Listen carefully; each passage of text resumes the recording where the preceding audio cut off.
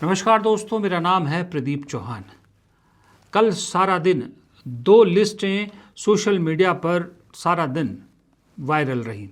एक list BJP के IT cell ने फैलाई तो दूसरी लिस्ट कांग्रेस के आईटी सेल ने। बीजेपी की आईटी सेल ने ये लिस्ट जारी की जिसके हिसाब से असम में जो 18 विधायक हैं कांग्रेस के, 19 में से 18 वो मुस्लिम समुदाय के हैं। यानी कि वो कह रहे हैं कि कांग्रेस अब सिर्फ मुसलमानों की पार्टी है। दूसरी तरफ जवाब में कांग्रेस के आईटी सेल ने जो लिस्ट जारी की, उनका कहना है कि इस लिस्ट में देखिए पूरे देश में कांग्रेस के 664 विधायक हैं, जिसमें से सिर्फ 80 विधायक कांग्रेस के हैं, जो 12% के आसपास बैठता है टोटल।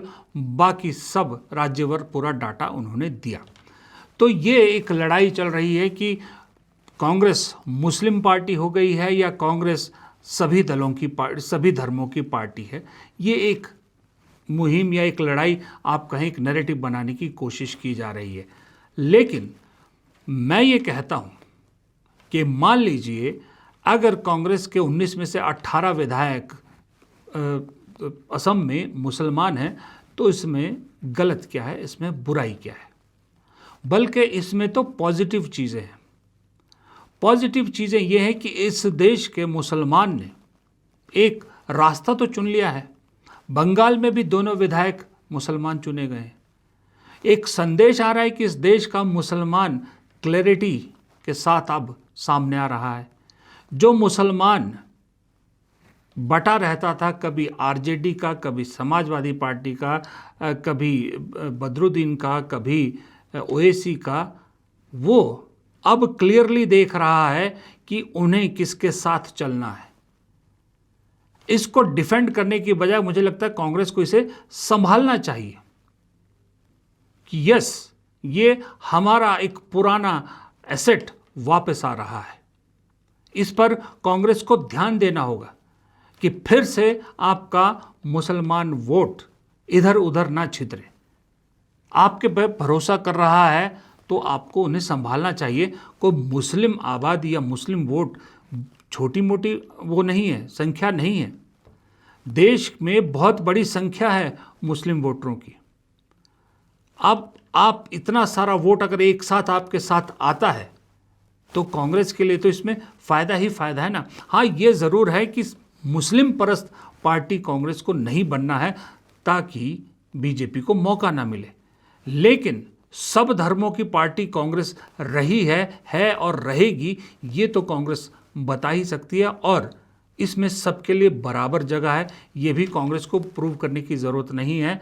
जो साथ छोड़ गया था, जो एक जिसको माइनॉरिटी हम कहते हैं इस देश में, वो माइनॉरिटी आप पर भरोसा जता रहा है, तो आप उसको डिफेंड मत कीजिए कि नहीं नहीं नहीं ऐसा नहीं है। अरे उसे प्राउडली लीजिए कि हाँ, देश में तुमने नफरत की राजनीति फैला रखी है। एक समुदाय में, एक धर्म के लोगों में इतना डर पैदा कर दिया है कि उन्हें कांग्रेस में अपना मसीहा नजर आ रहा है। तो ये तो गर्व की बात है, इसमें डिफेंड करने की क्या ज़रूरत है। दूसरी बात, आप इतना समझिए कि इसका असर क्या हुआ है। इसका असर यह हुआ है कि जब मुसलमान कांग्रेस की तरफ जाता दिख रहा है, जब मुसलमान कांग्रेस को पहली प्रेफरेंस बना रहा है, जब इतनी वेव में इतना सब कुछ होने के बावजूद भी मुसलमान न बीजेपी की तरफ जा रहा, न टीएमसी के जा रहा, उसके बावजूद 2 सीटें कांग्रेस को अगर पश्चिम बंगाल में मुसलमान दे रहे हैं, तो इसका मतलब आप समझते हैं, इसका मतलब यह है कि जितनी भी इस देश में मुस्लिम परस्त पार्टियां हैं, उनका भविष्य खतरे में है। बीजेपी अगर हिंदुओं को कंसोलिडेट करने की कोशिश कर रही है, हिंदुओं को खतरे में बताकर, 80% आबादी को खतरे में बताकर उन्हें अपने साथ लाना चाह रही है और कई जगह कामयाब होती है, तो वो पीक हो चुका है, वो चरम पर पहुंच चुका है, उसका डिक्लाइन होना तय है। हिंदुओं को चीज़ें समझ में आने लगी हैं। मुसलमानों को अब चीज़ समझ में ये आने लगी है कि हम बटे हुए थे इसलिए हम निशाने पर थे, अब वो एकजुट होने लगे हैं। तो जब हिंदुओं की एकजुटता का फ़ायदा बीजेपी उठा रही है, तो मुसलमानों की एकजुटता को कांग्रेस क्यों नकारने पे तुली हुई है? नहीं करना चाहिए।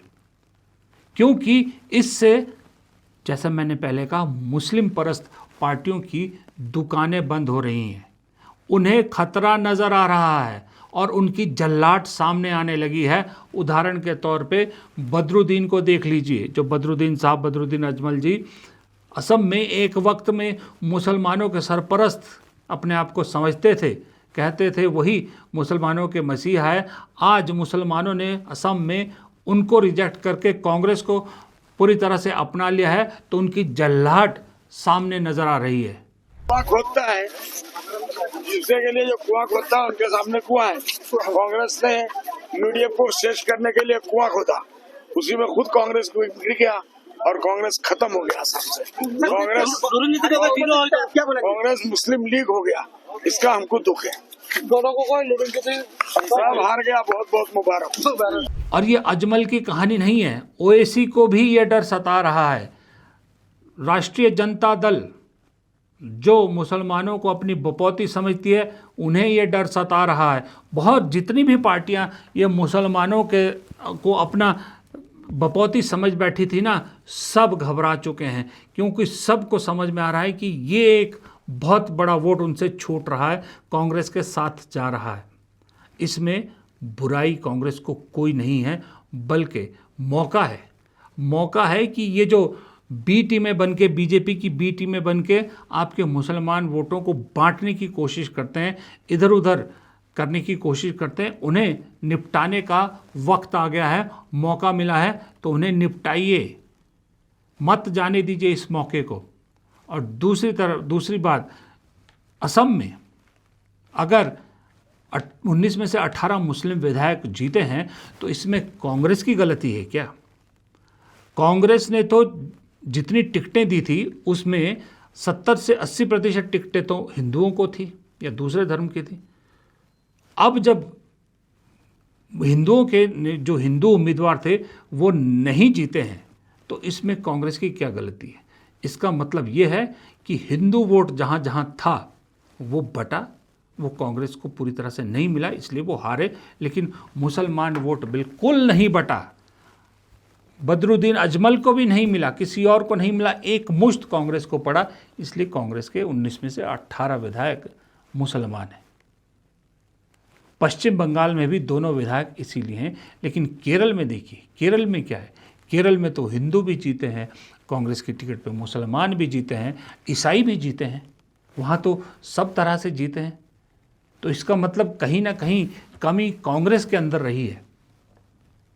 इसमें मुसलमानों की गलती नहीं है, कांग्रेस की गलती है जो दूसरी जगहों पर काम नहीं कर पाई कि दूसरे धर्मों का वोट आप ले पाए। अब इसलिए असम में ये हाल हुआ। अब असम में पहले प्रभारी जो हैं जितेंद्र सिंह, उन्होंने इस्तीफा दिया।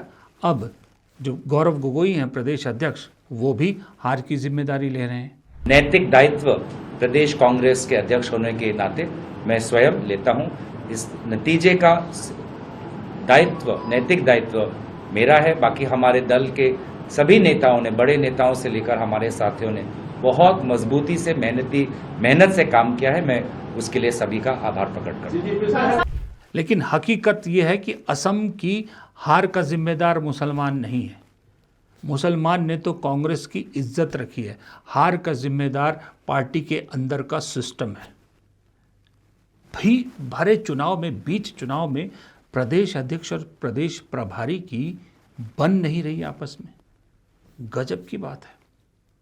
और असम की हार की नींव तो दरअसल इस वीडियो में साफ दिख रही कि उस दिन रख दी गई थी जिस दिन एयरपोर्ट पर राहुल गांधी भंवर जितेंद्र सिंह पर झल्ला रहे थे। उनका गुस्सा बता रहा था कि उसी दिन राहुल गांधी को असम की हार समझ में आ गई थी, इसलिए राहुल गांधी इतना गुस्सा दिख रहे हैं। वहीं कहानी समझ में आ गई थी कि असम में सब कुछ ठीक नहीं है। तो जब गलती पार्टी की, गलत पार्टी के नेताओं की गलती, संगठन की गलती, आपस की गलती, तो फिर आप अपने आप को फिर वही जो आपके साथ आ रहा है उससे बचने की कोशिश कर रहे हैं और अपने आप को एक छवि में नहीं या बीजेपी के नैरेटिव से बचाने की कोशिश कर रहे हैं। अरे अब तो छोड़िए, अब तो बीजेपी के इस नैरेटिव वाली गेम से बाहर निकलिए, उन्हें जो कहना है कहने दीजिए। क्या बीजेपी ने कभी आपकी परवाह की है?